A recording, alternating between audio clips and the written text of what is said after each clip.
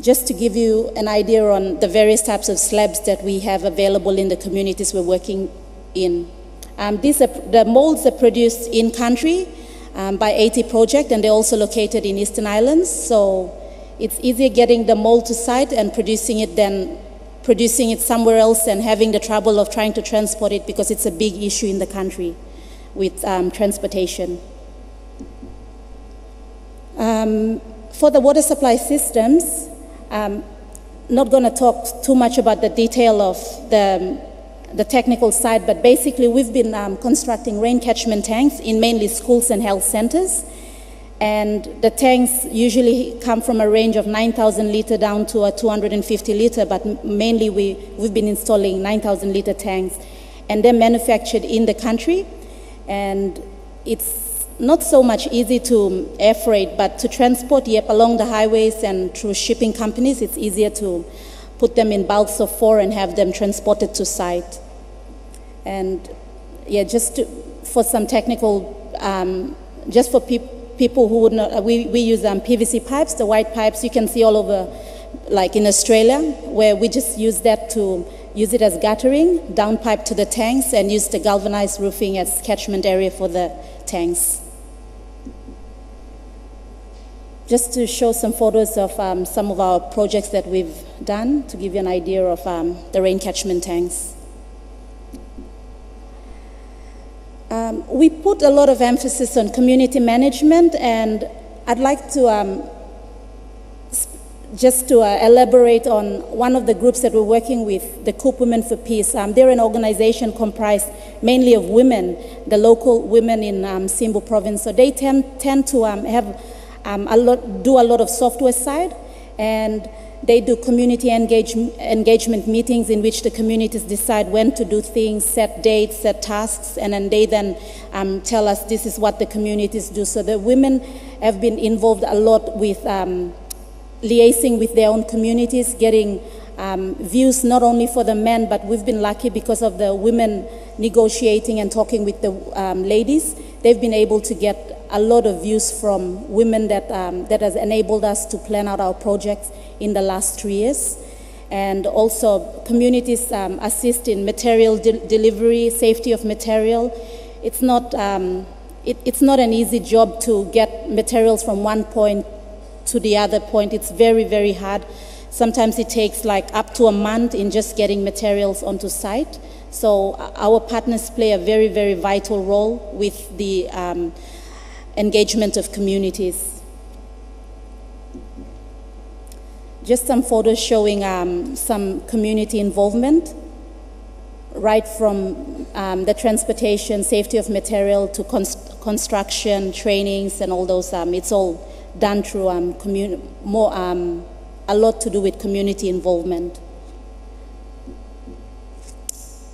Just some figures on the work that we've done so far in Papua New Guinea. It's been 3 years working on those projects, and just giving you those figures, it doesn't look like it's a lot, but the fact that there's only 2 people actually on the ground doing the work, it's too much for just 2 people to be doing it. So there's a health officer who takes care of the soft side, does a lot of the fast trainings and trains local communities. And with the help of our partners, we implement the projects right from construction and labor and all those things. So most work that we achieve are through voluntary basis, done by community. We've done one gravity fed, and it has helped us to make better, reflect back at the other projects that we've done, which were mainly rain catchment tank. For the gravity fed, it has enabled the community as a whole, because we've done a reflection and we've got views from all the communities we've worked in. And most of the school students that have had tanks constructed in the schools have told us that it's really good that they get to stay in school, but on the other hand, the girls often say, we still don't have breakfast in the morning because we help our mothers in fetching waters, and by the time we come back, it's time for us to go to school. So now we're trying to focus from rain catchment tanks in schools, which we've done, and trying to focus more on gravity fed so that the community as a whole can benefit and not just schools and health centers.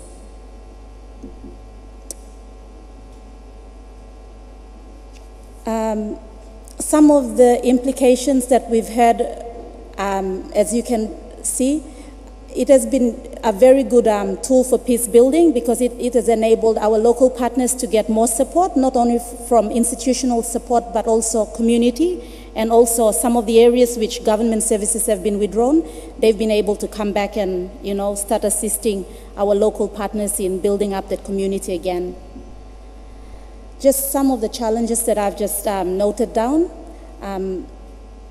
and quickly go past just to show you some photographs and to see the terrain in which we're working in.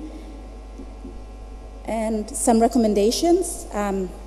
I strongly believe that we should have more women trained out there in order to do the work, not only in Papua New Guinea, but probably Solomon Islands and Vanuatu, and so that together we can try to do a lot more work in our rural communities and maybe urban towns.